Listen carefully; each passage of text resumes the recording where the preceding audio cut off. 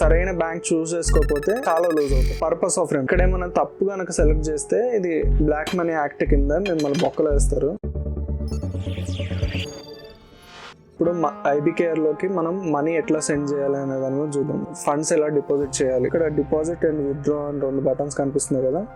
So deposit click చేస్తాను. ఒక wire payment method అయితే ఆల్రెడీ యాడ్ చేస్తాను. సో నేనైతే పర్సనల్గా ఎస్బీఐ నుంచి చేస్తున్నాను కాబట్టి అంతకుముందు ఇన్స్ట్రక్షన్స్ యాడ్ చేస్తాను. ఫర్ ఎగ్జాంపుల్ మీకు కొత్త డిపాజిట్ మెథడ్ క్రియేట్ చేయాలంటే ఎట్లా ఉంటుందో అనేది ఒకసారి క్విక్ ఓవర్ ఇచ్చేస్తాను. సో మనం డిఫరెంట్ మెథడ్స్ ఉన్నాయి మనకి డిపాజిట్ చేయడానికి. అండ్ ఫస్ట్ థింగ్ ఏంటంటే కరెన్సీ, ఏ కరెన్సీలోకి డిపాజిట్ చేయాలనుకుంటున్నారు.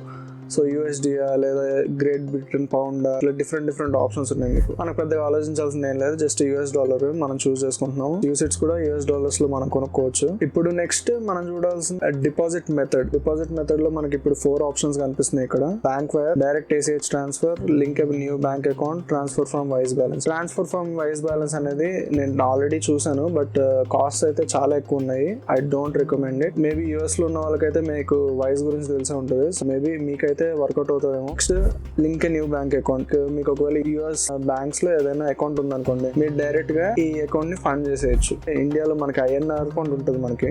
సో డైరెక్ట్ గా మనం గ్రో, జీరోదా ఇట్లా డిఫరెంట్ ప్లాట్ఫామ్స్ లో మనం ఎట్లయితే డైరెక్ట్ గా ఫండ్స్ లోడ్ చేసుకుంటామో సేమ్ అట్లనే యూఎస్ లో ఉంటే మీరు బ్యాంక్ అకౌంట్ డైరెక్ట్ గా వేసేసుకోవచ్చు. అడ్వాంటేజ్ ఏంటంటే ఇన్స్టెంట్ ట్రాన్స్ఫర్ అవుతుంది అనమాట. డైరెక్ట్ ACH ట్రాన్స్ఫర్ అంటే ఫ్రాంక్ గా చెప్పాలంటే దీని గురించి నేను పెద్దగా ఏం చేయలేదండి. సో నాకైతే తెలియదు. మనం మెయిన్లీ పాటించేది ఏంటంటే బ్యాంక్ వైర్. మనం చేయాల్సింది స్టెప్ బై స్టెప్ మనకి నీట్ గా క్లీన్ గా ఇచ్చేసాడు అనమాట పక్కన. చూద్దాం ఇప్పుడు. First specify your deposit amount. Sending institution name ఏంటి. ఫర్ ఎగ్జాంపుల్ ఇస్తున్నాను యాక్సిస్ అని.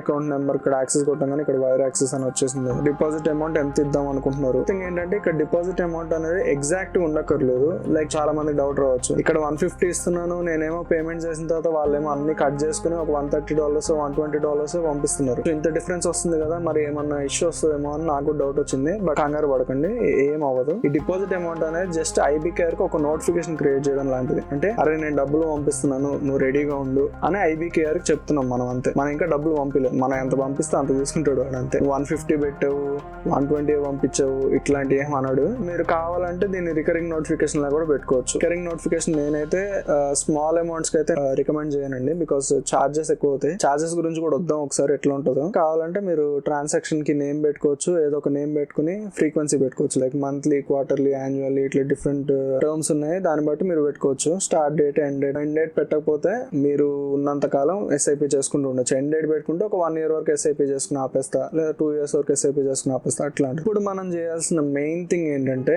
ట్రాన్స్ఫర్ ఇనిషియేట్ చేయాలి. సో మన ఐబీకేఆర్ కి నోటిఫికేషన్ క్రియేట్ చేస్తాం. ఇక్కడ నుంచి ఫస్ట్ పాయింట్ అయిపోయింది. ఐబీకేఆర్ కి చెప్పడం మాత్రమే ఫస్ట్ లో మనం చేయాల్సింది. నీకు డబ్బులు వస్తున్నాయి, రెడీగా ఉండు, అంతే. నెక్స్ట్ పాయింట్ ఏంటంటే వాడికి రెడీగా ఉండని చెప్పాం, మరి మనం పంపించాలి కదా. సో ఇప్పుడు ఆ పంపించేది మన బ్యాంక్ నుంచి ఇనిషియేట్ చేయాలి. బ్యాంక్ నుంచి ఇనిషియేట్ చేయడానికి ఫస్ట్ పాయింట్ మనం చేయాల్సింది ఏంటంటే, మీరు ఒకవేళ నెఫ్ట్ ట్రాన్స్ఫర్ కానీ RTGS కానీ చేస్తున్నప్పుడు మనం బెనిఫిషియరీస్ యాడ్ చేస్తాం కదా, సేమ్ థింగ్. కాకపోతే ఇప్పుడు ఇంటర్నేషనల్ గా పంపిస్తున్నాం. సో పేయీ డీటెయిల్స్ అనేది కొంచెం జాగ్రత్తగా ఫిల్ చేసుకోండి. ఒకవేళ ఏమైనా పోయిందంటే ట్రాన్స్ఫర్ అనేది సక్సెస్ఫుల్ గా అవడానికి కొంచెం తక్కువ ఛాన్సెస్ ఉంటాయి. సో పేమెంట్ రిఫరెన్స్ అనేది చాలా ఇంపార్టెంట్. ఇక్కడ ఆల్రెడీ చూపిస్తున్నాడు కదా, if your payment arrives in IBKR without payment reference your deposit may be delayed or refunded. ఈ పేమెంట్ రిఫరెన్స్ ఏంటంటే జస్ట్ మనం అక్కడ నుంచి బ్యాంక్ నుంచి ఎప్పుడైతే పంపిస్తున్నామో, సో ఈ పేమెంట్ రిఫరెన్స్ ఐడి మనం ఆ ట్రాన్సాక్షన్ యాడ్ చేస్తే ఏమైందంటే ఐబీకేఆర్ ఈజీగా ఐడెంటిఫై చేయగలదు. ఈ పేమెంట్, ఈ నోటిఫికేషన్ రెండు మ్యాప్ చేసుకుంటుంది అనమాట. వైర్ ఫండ్స్, బెనిఫిషియరీ నేమ్ ఏంటి, బెనిఫిషియరీ అడ్రస్ ఏంటి, virtual account number, ABA routing number. So ఇవన్నీ డైరెక్ట్ మీరు యాడ్ చేసేసుకోవచ్చు.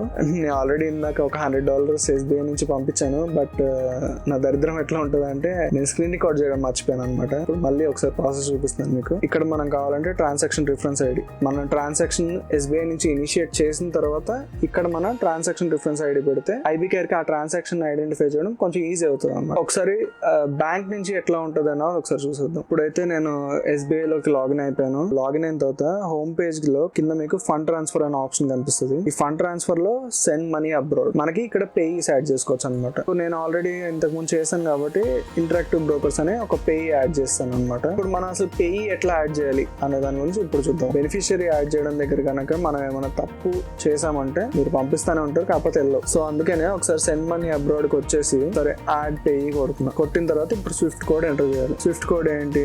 సో డిపాజిట్ ఫండ్స్ కొట్టారు అనుకోండి, మళ్ళీ డిపాజిట్ ఫండ్స్ కొట్టేసి మీరు కావాలంటే ఇక్కడ చెక్ చేసుకోవచ్చు అనమాట. న్యూ డిపాజిట్ మెథడ్ కొట్టాను. ఇక్కడ మీ డీటెయిల్స్ అనేది ఆల్రెడీ నా దగ్గర ఉంది కాబట్టి నేను దీనిలోనే చూపిస్తున్నాను. సో బ్యాంక్ వైర్ ఇన్స్ట్రక్షన్స్ అనేది మనకు కావాల్సిన పేజ్. మీరు కావాలంటే ఇందాక చూపించిన వేలో కూడా చేయొచ్చు. స్విఫ్ట్ కోడ్ ఏంటి? ఇది స్విఫ్ట్ కోడ్ అంటే ఇది సిటీ US 33 అని ఉంది కదా, ఇది స్విఫ్ట్ కోడ్ అనమాట. ఇది కాపీ చేసుకోండి, పేస్ట్ చేసుకోండి, అయిపోయింది కదా. Verify pay bank details, city bank అది ఇది వాళ్ళ బ్యాంక్ అడ్రస్ అనమాట. ఇదంతా అయిపోయింది కదా, ప్రొసీడ్ కొట్టండి. Next account number, confirm account number. Account number అంటే మీ అకౌంట్ నెంబర్ కాదు, మనం పంపించాల్సింది IBKR అకౌంట్ నెంబర్. సో ఈ వర్చువల్ అకౌంట్ నెంబర్ ఏదైతే ఉందో అది పంపించాలి. మీరు గుర్తుపెట్టుకోవాల్సింది ఏంటంటే ఈ ఫస్ట్ పార్ట్ యూ కంటే ముందు ఏదైతే ఉందో అది మాత్రమే అకౌంట్ నెంబర్ అనమాట. ఈ తర్వాత పార్ట్ జస్ట్ అసైన్ చేశారనమాట. సో ఇదిగోండి వాళ్ళ సిటీ బ్యాంక్ అకౌంట్ నెంబర్ ఏంటంటే 40806826. సో ఇది వాళ్ళ అకౌంట్ నెంబర్. సో ఈ అకౌంట్ నెంబరే మీరు ఎంటర్ చేయాలి. కొన్ని బ్యాంక్స్ ఇట్లా కూడా తీసుకుంటాయి, లైక్ పెద్ద అకౌంట్ నెంబర్ ఉన్నా తీసుకుంటాయి. కానీ ఒకవేళ మీ బ్యాంక్ సపోర్ట్ చేయకపోతే మాత్రం ఈ 40806826 ఇదే ఎంటర్ చేయాలి. సో ఈ నెంబర్ కాపీ చేసుకుని ఇక్కడ ఎంటర్ కొట్టేయండి. ఇక్కడ పే నేమ్ యాడ్ చేసేయండి. యాడ్ చేసిన తర్వాత ఇక్కడ మనం అడ్రస్ లైన్ బై లైన్ మంచిగా కాపీ పేస్ట్. ల్యాప్టాప్ లో చేసామంటే కొంచెం ఈజీగా ఉంటుంది, మీరు ఫోన్ లో చేశారంటే కొంచెం చాలా కష్టంగా ఉంటుంది అనమాట. సో కాపీ పేస్ట్ అయిపోయింది కదా. ఇక్కడ అకౌంట్ నెంబర్ మళ్ళీ ఎంటర్ చేయాలి ఒకసారి. అయినాక జస్ట్ ప్రొసీడ్ కొట్టడం. ప్రొసీడ్ కొట్టినాక ఒకసారి మీరు కావాలంటే మళ్ళీ ఒకసారి చెక్ చేసుకోరా బాబు అని చెప్తుంది. సో మీరు ప్రొసీడ్ కొట్టారు అనుకోండి, ప్రొసీడ్ కొడితే ఒక 24 hours టైం పడుతుంది. టైం పట్టిన తర్వాత మీ పే యాడ్ అయిందా యాడ్ అవ్వలేదా అనేది మీకు మెయిల్ లో కానీ SMS లో కానీ డైరెక్ట్ మీకు ఒక అప్డేట్ వచ్చేస్తుంది. సో SBI లో పే యాడ్ చేయడం ఇలా. పే యాడ్ చేస్తే ప్రాసెస్ ఎట్లా ఉంటుందో ఒకసారి క్విక్ గా చూపించేస్తాను. పే కొట్టేసాను. $US charge type bank charges ఉంటాయి కదా, ఆ బ్యాంక్ చార్జెస్ ఎవరు కడతారు? మీరు కడతారా, ఇంటరాక్టివ్ బ్రోకర్స్ కడతారా, లేదా ఇంకెవరైనా కడతారా? ఇంటరాక్టివ్ బ్రోకర్స్ అయితే కట్టదు.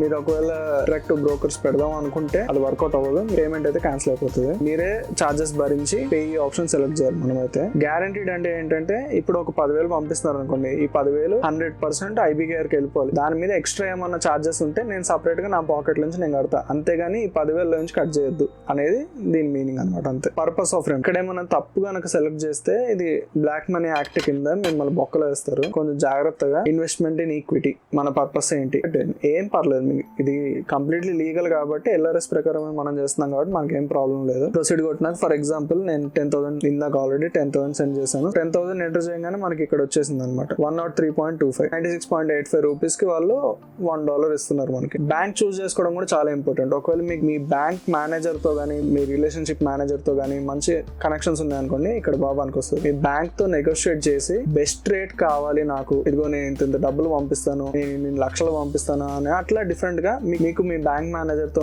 ర్యాప్ బట్టి మీరు దీన్ని నెగోషియేట్ చేసుకోవడానికి ఉంటుంది అనమాట. ఇప్పుడు 96.85 ఉంది. కాకపోతే ఇప్పుడు మనం ఒకవేళ గూగుల్లో సెర్చ్ చేస్తాం అనుకోండి, $1 ఇన్ రూపీస్ ఎంత అని కొడితే 96.13 యాక్చువల్ రేట్. కాకపోతే బ్యాంక్స్ దీని మీద కొంచెం ఒక 40 పైసలు 50 పైసలు లేదా కొన్ని బ్యాంక్స్ ఏమో ₹1 ₹2 ఇట్లా కూడా ఛార్జ్ చేస్తాయి అనమాట. ఇది బిగ్గెస్ట్ హిడెన్ ఛార్జ్ అనమాట. సరైన బ్యాంక్ చూస్ చేసుకోకపోతే చాలా లూజ్ అవుతుంది. సో SBI లో ఇప్పుడు మనం చూసామంటే amount in rupees, so 10,000 rupees పంపిస్తుంటే $10 అనేది బ్యాంక్ కమిషన్ కి డైరెక్ట్ వెళ్ళిపోతుంది. అంటే మీరు ఎంత పంపించినా బ్యాంక్ కమిషన్ $10 ఫిక్స్డ్ అనమాట. ₹1,000 అనేది ఫిక్స్. ఈ ₹1,000 అనేది మీ పర్సెంటేజ్ ఆఫ్ యువర్ అమౌంట్ లో చూసుకుంటే 10,000 లోనేమో 10% ఆఫ్ ద అమౌంట్ ఇక్కడే పోతుంది. కానీ మీరు ₹1,00,000 పంపించారు అనుకోండి, అది జస్ట్ 1% ఆఫ్ ద అమౌంట్. అందుకనే నేను అనింది ఏంటంటే ఫస్ట్ లంప్ సమ్ లో రెమిట్ చేయాలి. అంటే మెల్లమెల్లగా నెలకు 5,000 నెలకు 10,000 సేవ్ చేసుకుంటూ ఒకేసారి ఒక 50,000 ఒకేసారి ఒక 1,00,000 పంపిస్తే మనకి ఛార్జ్ అనేది overall percentage of our amount లో కొంచెం తక్కువగా కనిపిస్తుంది. సో మనకి కొంచెం డబ్బులు సేవ్ చేసినట్టు ఉంటుంది అనమాట. లేదంటే ప్రతి నెల 10,000 పంపిస్తామంటే మనకేం లేదు, SBI బాగా చేసినట్టు ఉంటుంది. అలా చేయకుండా పెద్ద అమౌంట్స్ రెమిట్ చేసుకోవడానికి ట్రై చేయండి. అండ్ మెయిన్ థింగ్ ఏంటంటే మీకున్న కనెక్షన్స్ ని యూజ్ చేసుకోవడానికి ట్రై చేయండి. TCS ఈ TCS ఏంటంటే పర్ ఇయర్ 10 lakhs కంటే ఎక్కువ పంపిస్తుంటే TCS అప్లికబుల్ అవుతుంది. Most of the people 10 lakhs కంటే ఎక్కువ అయితే US లో డైరెక్ట్ గా రెమిట్ చేయరు. ఇది అవసరం లేదు. ప్రస్తుతానికి చూస్తున్నారు బ్యాలెన్స్ ఆల్రెడీ పంపించేసాను నేను, నా దగ్గర అయితే డబ్బులు లేవు. మళ్ళీ రీరికార్డ్ చేస్తున్నాను మీకోసం. ఎఫర్ట్స్ మీకు నచ్చినట్లయితే తప్పకుండా ఒక లైక్ గానీ సబ్స్క్రైబ్ గానీ చేసుకోండి. 2 చేస్తే ఇంకా మంచిది. ఇది ఎవరికైనా ఇంపార్టెంట్ అనిపిస్తే వాళ్ళకు కూడా తప్పకుండా షేర్ చేయండి. Thank you. సో 10,044 మన దగ్గర నుంచి 10,044 కట్ అయితే, కాకపోతే కాకపోతే ఇంటరాక్టివ్ బ్రోకర్స్ కి వెళ్ళేది మాత్రం 93.25 మాత్రమే, అంటే 103 మనకి యాక్చువల్ ఎక్స్చేంజ్ రేట్ $10 పోయింది కాబట్టి ఆల్రెడీ 93.25 అనమాట పోయింది. సో ఇక్కడ నుంచి మీకు క్విక్ ఓవర్ చూపించేసాను. ఇప్పుడు మనం ట్రాన్సాక్షన్ కంప్లీట్ చేసిన తర్వాత మనకి ట్రాన్సాక్షన్ కి ఒక ట్రాన్సాక్షన్ ఐడి వస్తుంది అనమాట. ఇందాక మనం మాట్లాడుకున్నాం కదా ట్రాన్సాక్షన్ ఐడి అక్కడ ఎంటర్ చేయాలి అనేది. ఈ రిఫరెన్స్ నెంబర్ కాపీ చేసుకుని ఇక్కడ పేస్ట్ చేయాలి అంతే. అంటే నేను ఆల్రెడీ పేస్ట్ చేస్తాను కాబట్టి ఇక్కడ మోడిఫై చేస్తున్నాను. బట్ జనరల్ గా అయితే ఇందాక బ్యాంక్ వైర్ ఇన్స్ట్రక్షన్స్ అని ఉంది కదా, అది ఎస్ కొట్టిన తర్వాత మీకు ఇది వస్తుంది అనమాట. సో వైర్ అమౌంట్ ఎంత పంపించారు, ట్రాన్సాక్షన్ నెంబర్, రిఫరెన్స్ నెంబర్ ఏంటి, ఎప్పుడు పంపించారు, సో ఇట్లా అనమాట. ఇది SBI నుంచి పేమెంట్ ఎలా ట్రాన్స్ఫర్ చేయాలనే దానికి ఒక ఎగ్జాంపుల్ అనమాట. IBKR లో అన్ని మీకు క్లారిటీగా అర్థమైనాయి అని అనుకుంటున్నాను. మీకు ఏమైనా డౌట్స్ ఉంటే కింద కామెంట్స్లో తప్పకుండా అడగండి, అందరికి రిప్లై ఇస్తాను. Thank you for watching. Bye bye.